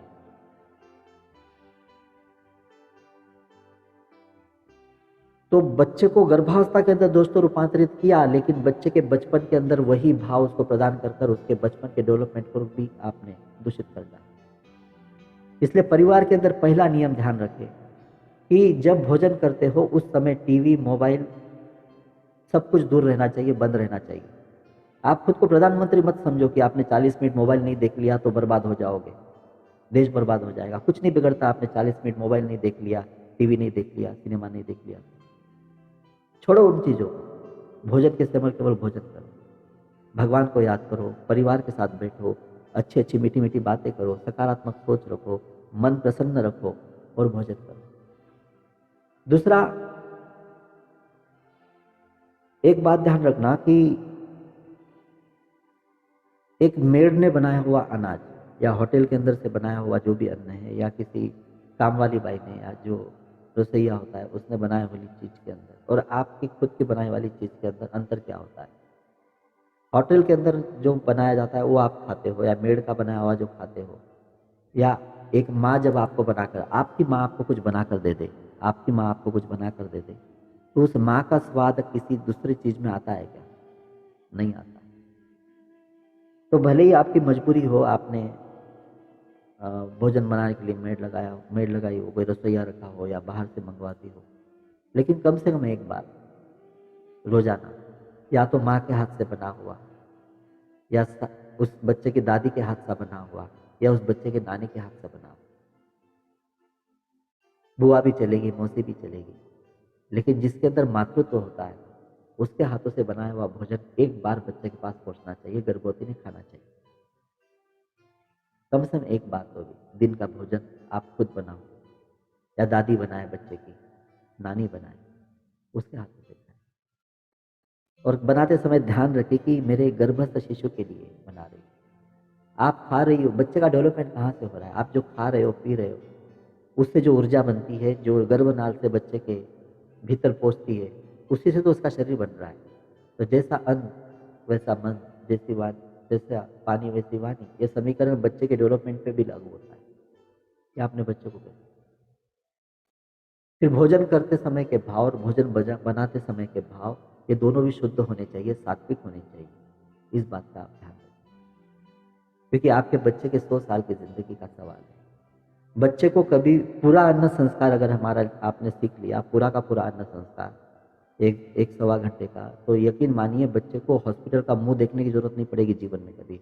हॉस्पिटल का मुंह नहीं देखेगा बच्चा कभी। आप भी हंसते खेलते बच्चों को जन्म दे रहे हो, और बच्चे का ऐसा सुंदर स्वास्थ्य, ऐसा सुंदर तेज चेहरे का, इतने सुंदर अंग उसके, आप देखते रह जाओगे कि कितना प्यारा बच्चा है। इतना आकर्षक शरीर तो ना आपका ना आपके पति का था बचपन के अंदर, उससे भी आकर्षक शरीर, उससे विस्वस्थ शरीर, सुंदर शरीर आप बच्चे को प्रदान करोगे। उसके शरीर नहीं, वैसा सुंदर मन भी प्रदान करोगे। ये गर्भ संस्कार का महत्व है। अब मैं आता हूं और एक पॉइंट रखता हूं आपके सामने, गर्भ संवाद और गर्भधारण। माँ ने बच्चे के साथ बात करनी चाहिए, ये तो पक्का है। लेकिन अगर आप बात नहीं करोगे तो भी बच्चे से बात कर रही होती हो। ये जरूरी नहीं कि आप कुछ बोलो, आप जो सोच रही हो ना वो भी बच्चे के लिए संवाद है। बच्चा भेद नहीं कर सकता कि माँ सोच रही है। आप बोलोगी तो क्या बच्चे की आवाज, बच्चे के पास आवाज थोड़ी जाएगी डायरेक्ट। कई लोगों को ऐसे लगता है कि गर्भ संस्कार कब करने चाहिए। तो देखिए, गर्भ संस्कार शरीर पर नहीं होते, मन पर और आत्मा पर होते हैं। और मन आत्मा पहले महीने में भी था वही है और 9वें महीने में वही रहेगा। शरीर धीरे धीरे विकसित हो रहा है। 7 महीने 7 मंथ के अंदर शरीर बन जाता है। 8वें महीने के अंदर परिपक्वता आती है। 9वें महीने के अंदर बाहरी वातावरण की अनुकूलता आती है। और ऊपर के 9 दिन माँ बच्चे को कम्युनिकेशन के लिए दिए गए कि जब माँ को लगे, बच्चे को लगे कि जन्म लेना है, एक दूसरे को अनुमति दो भीतर से और बच्चे को जन्म दे दो, बच्चा जन्म ले ले। तो गर्भ संवाद के अंदर माँ बच्चे से क्या बात करे। तो हम आपने एक पिक्चर देखा होगा कि किसी ने यहाँ पे ऐसे एक हेडफोन लगा दिया पेट पे, बड़ा हेडफोन, और माँ बड़ा ऐसे आराम से बैठ कर क्या कर रही है, संगीत सुन रही है। ऐसे पिक्चर देखा होगा ना आपने। लेकिन आपको एक बात बताओ, आपके गर्भ के पास आकर ढोल ताशे भी बजाए ना मैंने, तो भी बच्चा कुछ नहीं सुनता, नहीं सुन सकता। बच्चा कब सुनेगा? आप सुनोगे तब सुनेगा। तो लोग सोचते हैं कि बच्चे के कान जब गर्भ के अंदर बन जाएंगे तब बच्चा सुनना शुरू करेगा। जी नहीं, वो बच्चे के जो कान बन रहे हैं वो बच्चा जो सुनता है उससे कोई संबंध नहीं है उस कानों का। गर्भ संस्कार कब होंगे? जब बच्चे का दिल धड़कने लगेगा तब होंगे। जी नहीं, वो दिल धड़कने से और बच्चे के जीवन का कोई संबंध नहीं है। वो दिल धड़कने का महत्व बच्चा जन्म लेने के बाद है। बच्चे का जीवन तो आपके जीवन से है। गर्भ के अंदर आत्मा है तो जीवन है ना। तो वो प्रकृति देखती रहती है। और आप कर तो गर्भ संवाद के अंदर एक बात मैं और भी बताता हूँ कि कुछ लोग जो है बड़ा टेंशन लेते हैं, तनाव लेते हैं, तो वो भी संवाद बनकर बच्चे के पास पहुंच जाता है, तनाव टेंशन। तो उस समय माँ और बच्चे के बीच जो कम्युनिकेशन हो रहा है वो तनावपूर्ण हो रहा है, टेंशन भरा हो रहा है। तो घर वालों को भी ध्यान रखना चाहिए कि गर्भवती को तनाव उत्पन्न हो ऐसा वातावरण नहीं रखना चाहिए। और गर्भवती को ध्यान रखना चाहिए कि ऐसा तनावपूर्ण कम्युनिकेशन बच्चे के अंदर नहीं होना चाहिए। तो ये बात पक्का हो गया कि पहले महीने में भी आप उसी असर के साथ बच्चे से बात कर सकती हो और लास्ट मंथ के अंदर भी बच्चे को उसी असर के साथ बात कर सकती हो। कितना महीना चल रहा है कोई संबंध नहीं, क्योंकि बच्चा अपने शरीर के कानों से नहीं सुनता, बच्चा अंतर्मन से अंतर्मन तक सुनता है। संस्कार आत्मा पर होते हैं, मन पर होते हैं, शरीर पर नहीं होते। आपको कितना महीना चल रहा है इससे कोई संबंध नहीं।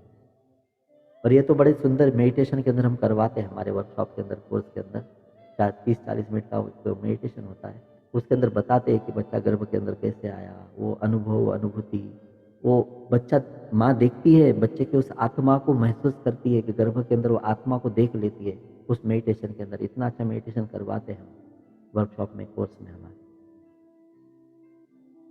कुछ बातें ऐसे केवल जान लेना और कुछ बातें मान लेना, समझ लेना, उतार लेना भीतर, इसमें फर्क होता है। केवल जानने से सब कुछ नहीं हो जाता।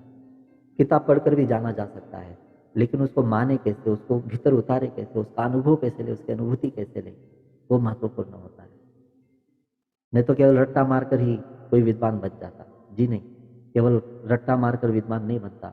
वो विद्वत्ता को अपनाना पड़ता है, उसको प्रमाणित करना पड़ता है, समझना पड़ता है, जीवन में उतारना पड़ता है, तब जाकर वो विद्वत्ता काम आती है।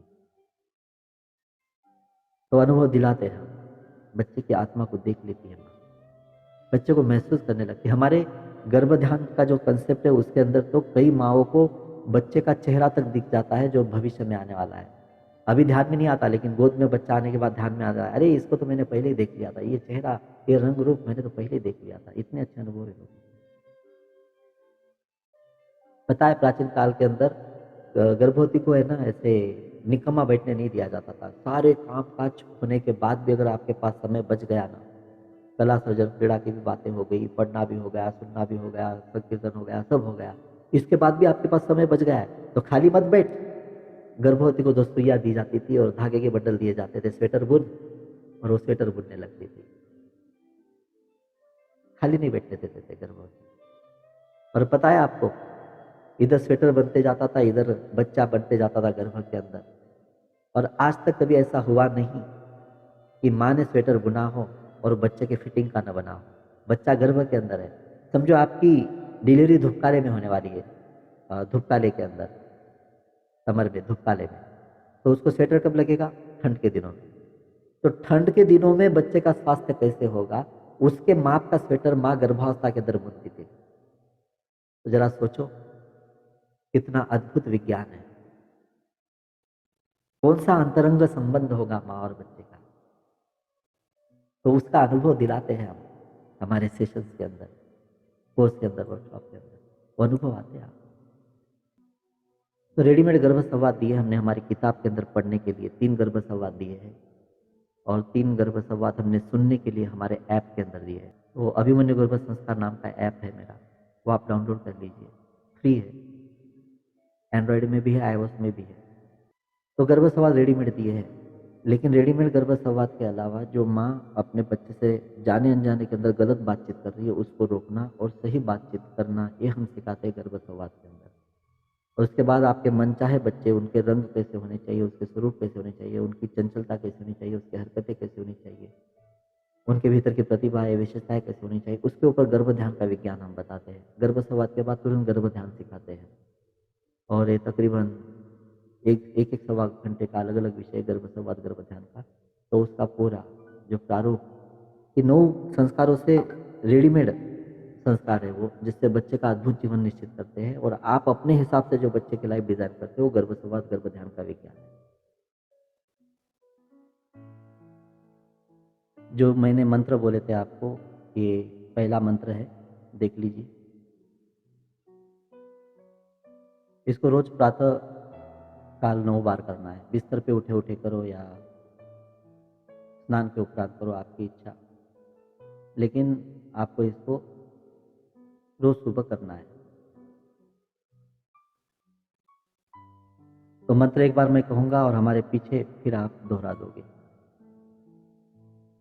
मंत्र है, पहले सुन ले केवल। ओम देवकी सुत गोविंद वासुदेव जगतपते देहि मे तनयं कृष्ण त्वामहं शरणं गतः। सब मिलके एक साथ मंत्र को स्वीकार करें, बोले मेरे साथ। ओम देवकी सुत गोविंद वासुदेव जगतपते देहि मे तनयं कृष्ण त्वामहं शरणं गतः। तो ये मंत्र आपका हुआ। रोज सुबह 9 बार करना है। माँ तो करे ही करे, पिता करे तो और भी अच्छी बात है, तो माँ को अवश्य करना है। दूसरा मंत्र है अभिमन्यु गर्भ संस्कार मंत्र, जो कमाल का इफेक्ट और कमाल का सिद्ध है, और बहुत अद्भुत परिणाम इसके सब लोगों ने पाए हैं। फिर रात्रि को सोने से पहले 9 बार करना है, जब फाइनली सोना हो, यानी कि जब ये मंत्र और नींद के बीच आप मोबाइल भी न देखो, किसी से बात भी न करो, यानी जब फाइनल सोना है तभी जाकर इस मंत्र को आप करोगे। तो सोते समय करने वाला मंत्र है, पहले मैं कह दूं, बाद में मेरे पीछे एक बार आप कर लेना। ओम आवाम आनंदावह तथा च धन्यवादान यच्चावह यत् आवाम स्वास्थ्यम सुदृढ़ं समृद्धं भाग्यशाली धनवत ज्ञानी निर्दोषं दीर्घायु निर्भयं आनंदमयं दिव्यं च आपत्यं प्राप्तम अस्ति। हम खुश एवं धन्यवाद देते हैं कि हमें स्वस्थ सुदृढ़ सौभाग्यशाली धनवान विद्वान निर्दोष दीर्घायु निर्भय आनंदमय दिव्य सत्ता प्राप्त है। आम्ही खुश आहोत आणि धन्यवाद देतो की आम्हा स्वस्थ सुदृढ़ सौभाग्यशाली धनवान विद्वान निर्दोष दीर्घायु निर्भय आनंदमय आणि दिव्य संतान प्राप्त आहे। तो हम संस्कृत में इसको स्वीकार करेंगे, हमारे साथ साथ आप कहें। ओम आवाम आनंदावह तथा च धन्यवादान यच्चावह यत् आवाम स्वास्थ्यम सुदृढ़ं समृद्धं भाग्यशाली धनवत ज्ञानी निर्दोषम दीर्घायु निर्भयम आनंदमयम दिव्यम च आपत्यम प्राप्तम अस्ति। तो ये मंत्र आपका हुआ। तो इसको 9 बार आपको रात को करना है सोने से पहले। माँ करे तो अच्छा ही है, पति करे तो और भी अच्छा हो जाएगा। अभी अभिमन्यु गर्भ संस्कार के अंदर कौन से विषयों के ऊपर आपको फोकस करना है गर्भावस्था के अंदर, और हम क्या करवाते हैं, वो दोनों बातें इसमें। स्वस्थ सुदृढ़ समृद्ध व दिव्य संतान, यानी केवल स्वस्थ नहीं, सुदृढ़ नहीं, तो समृद्ध यानी धनवान बच्चा भी होना चाहिए, और दिव्यता उसके अंदर होनी चाहिए जीवन के अंदर। दिव्य संतान है तो अभिमन्यु गर्भ संस्कार के प्रोसेस को 9 संस्कारों के अंदर विभाजित किया गया है। मातृ पितृ संस्कार, जिसके अंदर आप एक आदर्श मातृत्व पितृत्व रूपांतरित कर सकते हो अपने मातृत्व पितृत्व में, और बच्चे को भी उसके जीवन में एक आदर्श माता पिता की संकल्पना प्रदान करते हो। मातृ पितृ संस्कार, षट चक्र संस्कार, गर्भ के भीतर ही कोई सिद्धि प्रदान करना और बच्चे को इतिहास रचने वाली संतान को रूप में जन्म देना, या किसी आदर्श प्रस्तुत करने वाले संतान को जन्म देना, या किसी समूह का नेतृत्व करने वाली संतान को जन्म देना, इस तरह की संतान निश्चित की जाती है षट चक्र संस्कार के द्वारा। मंगलम संस्कार, शिशु के जीवन को मंगलमय और सकारात्मक दृष्टिकोण देने के लिए, उसका पूरा जीवन एक आदर्श बनाने के लिए ये मंगलम संस्कार किया जाता है। इसके अंदर आपको कई सारे उपाय योजनाएं दी जाती है जो अपने और अपने परिवार के स्वभाव दोषों को त्याग कर या उसका परिणाम अपने बच्चे के जीवन से शून्य कर कर आप अपने परिवारजनों की, अपने भीतर की अच्छाई या दुनिया की अच्छाई और अपने विशेष संस्कार को कैसे रूपांतरित कर सकते हो, वो मंगलम संस्कार के अंदर आता है। समृद्धि संस्कार जो है बच्चे को धनवान बनाने के लिए, समृद्ध जीवन देने के लिए किया जाता है। अन्न संस्कार जो मैंने थोड़ा 10-15 मिनट आपके साथ बात की थी आज भी, लेकिन इसके अंदर एक 10-12 नियम बताए जाते हैं अन्न संस्कार के, और 2 बार अन्न संस्कार कैसे करना है गर्भावस्था के अंदर वो सिखाया जाता है। फिर कला सृजन क्रीड़ा संस्कार, इसके अंदर कलात्मकता सृजनात्मकता का संस्कार और क्रीड़ा का संस्कार कैसे करना है वो बताया जाता है। पंचतत्व संस्कार, यानी कि जिन पंच तत्वों से बच्चे का शरीर बन रहा है और जो जिन पंच तत्वों के साथ बच्चा पूरा जीवन संपर्कित रहने वाला है, जीवन जीने वाला है, तो बच्चे के डेवलपमेंट के लिए संस्कार बहुत महत्वपूर्ण है गर्भ के भीतर, कि उसका शरीर जो है पूरे पंच तत्वों से युक्त रहने से, और वो अच्छे से बच्चे को समझ में आ जाए जीवन भर के लिए और उसके शरीर के अंदर कार्यरत रहे, ये दोनों बातें उसमें होती है। धर्म संस्कार, यानी कि जब आप सारे संस्कार अच्छे कर लोगे लेकिन अपने भगवान को छोड़ दोगे, अपने संस्कृति को छोड़ दोगे और अपने धर्म को छोड़ दोगे, तो संस्कार शून्य हो जाएंगे, जीवन शून्य हो जाएगा। धर्म को छोड़कर हम नहीं कर सकते गर्भ संस्कार को पूरा, इसलिए धर्म संस्कार है। विद्या संस्कार बच्चे को विद्वान बनाने के लिए किया जाता है, एक विद्वान बच्चे को जन्म देने के लिए किया जाता है। फिर म्यूजिक थेरेपी जो है, इसका उपयोग कैसे करें उसका अभी हम वहाँ पे प्रशिक्षण देते हैं। गर्भ संवाद गर्भ ध्यान का प्रशिक्षण आपको दिया जाता है, तो वो रेडीमेड भी देते हैं, और जो आपको कैसे बनाने हैं और उसका विज्ञान कैसे काम, क्योंकि किसी चीज़ को हम जान ले कि कैसे काम करती है और बाद में करें तो उसका परिणाम और बढ़ जाता है। प्राणायाम व ध्यान यहाँ पे सिखाए जाते हैं, सामान्य व्यायाम दिया जाता है, और आपको एक प्रेनेटल योगा का वीडियो कोर्स हम गिफ्ट करेंगे। आज जिन जिन लोगों ने कोर्स अटेंड किया है उन लोगों को गिफ्ट के अंदर मिलेगा प्रेनेटल योगा का कोर्स। और तनाव और भय मुक्ति, यानी कि एक तनाव और भय मुक्त गर्भावस्था कैसे जिए और उसकी वजह से बच्चे का जीवन भी तनाव और भय मुक्त रहे, उसके ऊपर काम किया जाता है। अनुवांशिकता शुद्धि पर काम किया जाता है, नॉर्मल डिलीवरी पे काम किया जाता है, रिलैक्सेशन वगैरह। फिर बेबी के mind development, IQ level, SQ level वगैरह जो हम बोलते हैं, वो सारे लेवल कैसे बच्चे के डेवलप करने वो भी हमें किए जाते हैं। व्हाट्सएप सपोर्ट, यानी कि एक गर्भवती का व्हाट्सएप का ग्रुप बनाया जाता है गर्भावस्था के अंदर, उसके अंदर आपको हर महीने हमारे लाइव सेशन होते हैं 3-4, उसके लिंक्स मिलती है। तो चाहे आप ऑफलाइन कोर्स करो या ऑनलाइन कोर्स करो, तो हमारे जो पार्टिसिपेंट है अभिमन्यु गर्भ संस्कार के, केवल उनको मिलते हैं। ये कॉमन सेशन था जो हमने आपको दिया, ये फ्री वाला सेशन था, इंट्रोडक्शन सेशन जो हमने सोशल एक्टिविटी के तहत किया था। लेकिन वो जो सेशन है जिन्होंने कोर्स किया है उनको ही मिलते हैं, जो महीने के 3-4 सेशन होते हैं, वो जिन्होंने गर्भ संस्कार का कोर्स या ये ज्वाइन किया है वर्कशॉप, उन्हीं को। तो अभी ये ऑनलाइन कोर्स जो है वो 1 महीने का वैलिडिटी हम देते हैं, जिसके अंदर आपको ये सारी चीज़ें कंप्लीट करनी होती है। 18 सेशन मिलते हैं उसके अंदर, तो 18 सेशन अपने हिसाब से किसी भी टाइम आप कंप्लीट कर सकते हो। और बुक जो होता है अभिमन्यु गर्भ संस्कार, एक किताब है हमारा पुस्तक, वो आपके घर पे आ जाएगा। और साथ ही साथ ये जो फॉलोअप सेशन होते हैं या अलग अलग विषयों पे जो हम सेशन लेते हैं 3-4, वो भी आपको मिलेंगे। इवन डिलीवरी होने के बाद एक पेरेंटिंग ग्रुप होता है जो सोशल एक्टिविटी के तहत कोई चार्जेस नहीं होते उसके अंदर आपको शिफ्ट किया जाता है। वहाँ पे सारी मदर्स जो है एक दूसरे को सपोर्ट करती है, और कुछ कमी गिर गई कहीं पे तो हम वहाँ पे सपोर्ट करते हैं, तो बाद में भी आपके बच्चे को डेवलपमेंट के लिए सपोर्ट किया जाता है। तो वो पहले प्रेगनेंसी का व्हाट्सएप ग्रुप और बाद में पेरेंटिंग का व्हाट्सएप ग्रुप डिलीवरी होने के बाद आपको मिलता है। फिर बच्चा कैसे मिलता है, design and configure your baby before it is born by Abhimanyu गर्भ संस्कार। एक कॉन्फ़िगर शब्द मशीन के लिए, लेकिन समझने के लिए मैंने आपको बोला कि ये सारी चीज़ें कैसे क्या क्या बच्चे के अंदर खूबियाँ हो सकती है सारे कोर्स या वर्कशॉप करने से। एक devotional, social, sensitive, grasping power जिसका गजब का हो, इम्प्रेसिव हो, पावरफुल हो, डायनेमिक हो, रिलीजियस हो, विक्टोरियस हो, एट्रैक्टिव हो, स्पिरिचुअल हो, आर्टिस्टिक हो, ब्रिलियंट हो, इंटेलिजेंट हो, टैलेंटेड हो, स्ट्रांग हो, वेल्दी हो, हेल्दी हो, ऐसे बच्चों को आप जन्म दे सकते हो। और ये सारी चीज़ों का रूपांतरण आप गर्भ के भीतर ही कर सकते हो अभिमन्यु गर्भ संस्कार के द्वारा। ये किताब है अभिमन्यु गर्भ संस्कार की, मराठी, हिंदी, गुजराती, इंग्लिश 4 भाषाओं के अंदर है। हिंदी और मराठी हार्ड कॉपी है और इंग्लिश, गुजराती जो है आपको ई बुक के अंदर मिल जाएगी। किंडल एडिशन में वगैरह आपको प्राप्त कर सकते हो।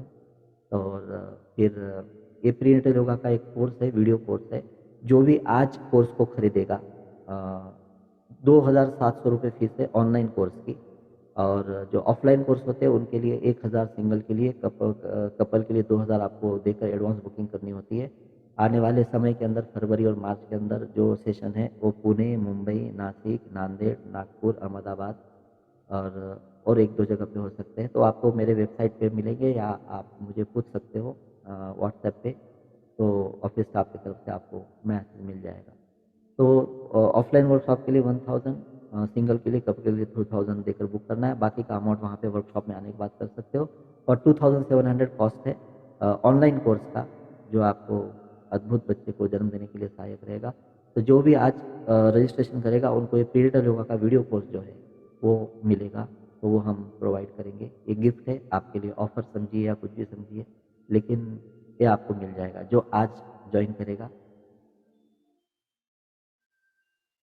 तो ये आप यहाँ, और मैं चाहता हूँ कि क्विक डिसीजन लेने वाले बच्चे अगर आपको चाहिए तो आप ये क्विक डिसीजन लें। और अभी के अभी आप अगर 10 मिनट के अंदर अगर मेरा सेशन खत्म होने से पहले अगर आप रजिस्टर कर दो तो एक विनिंग वाली बात, एक जीतने के भाव आपके बच्चे के पास जाएगा कि अवसर मिलते ही मैंने उसको, वह अवसर मिलते ही उसको हमने भुना दिया। तो कल कल करते करते पूरी ज़िंदगी बीत जाती है, लोग कुछ कर नहीं पाते और अंतिम समय में ध्यान में आता है कि अरे ये करने का रह गया, वो जीने का रह गया। तो ऐसे 9 महीने कल करेंगे करते करते बीत जाते हैं और आखिरी के सप्ताह में याद आता है कि अरे मैं बच्चे के लिए बहुत कुछ कर सकती थी लेकिन मैंने किया नहीं, 9 महीने ऐसे ही बिता दिए। ये सुनहरा समय वापस लौट कर नहीं आएगा। बाद में लाखों करोड़ों अरबों खरबों भी रुपए खर्च कर दोगे तो भी वो नहीं दे पाओगे जो आपने गर्भावस्था के अंदर दे सकते हो। तो आप तुरंत इसको स्कैन कर पेमेंट कर सकते हो 1000, 2000, या अगर ऑनलाइन करना है तो 2700 रुपये पूरा।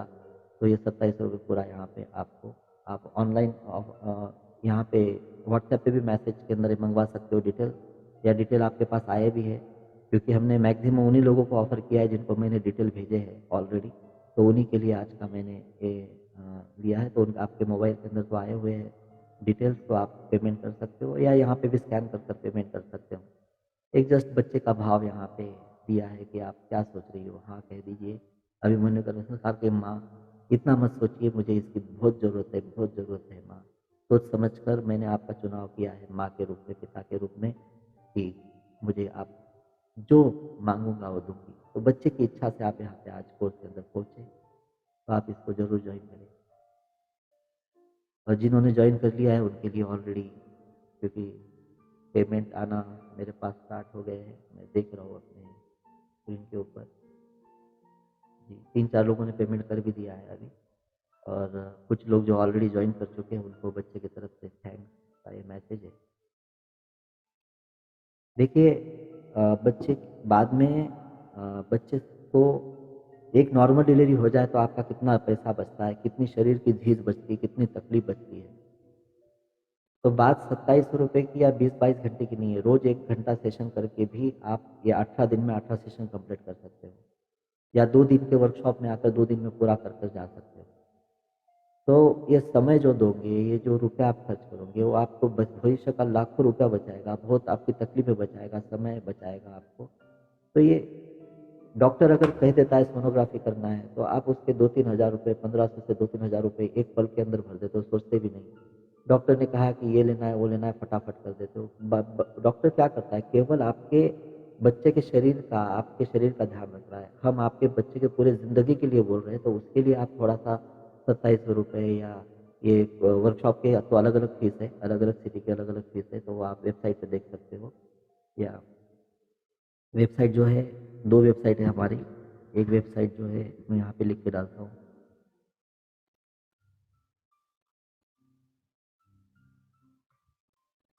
गर्भसंस्कार.co.in। इसके ऊपर आपको वर्कशॉप के डिटेल मिलेंगे, कौन से सिटी में कब वर्कशॉप है और कितनी उसकी फीस है।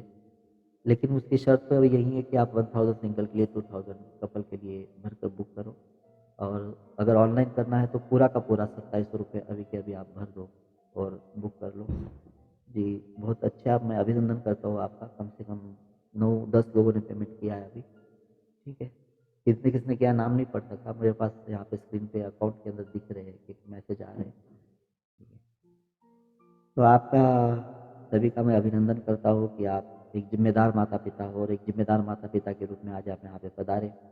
जिन लोगों ने हमारा ऑलरेडी कोर्स ज्वाइन कर लिया है वो तो सब आनंद ले ही रहे हैं इन चीज़ों का, और जो नहीं कर रहे नहीं किया है उन्होंने, उनको मैं अनुरोध करता हूँ कि अपने बच्चे की मांग को समझते लिए, समय की आवश्यकता को समझते हुए, समय की आवश्यकता को समझते हुए, बच्चे की मांग को समझते हुए, और एक स्वस्थ सुदृढ़ सौभाग्यशाली धनवान विद्वान निर्दोष दीर्घायु निर्भय आनंदमय दिव्य संतान को जन्म देने के लिए ये कोर्स जरूर ज्वाइन करें आप। समय और रुपये को मत देखिए, ये समय लौट कर नहीं आएगा।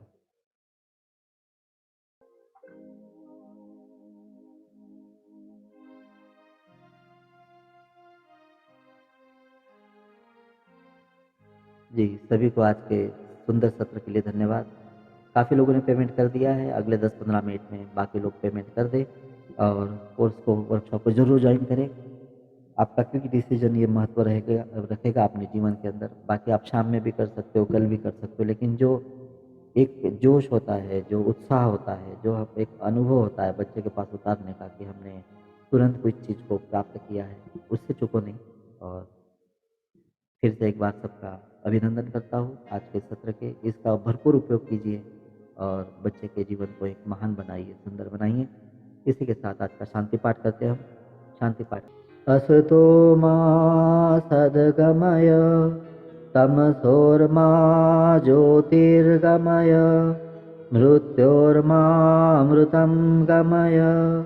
ओम शांति शांति शांति। हरि ओम। श्री कृष्णार्पणमस्तु। सर्वमंगलं भवतु, शुभम भवतु। हाथों का घर्षण चेहरे पे घुमाए, धीरे से अपने आप खोले।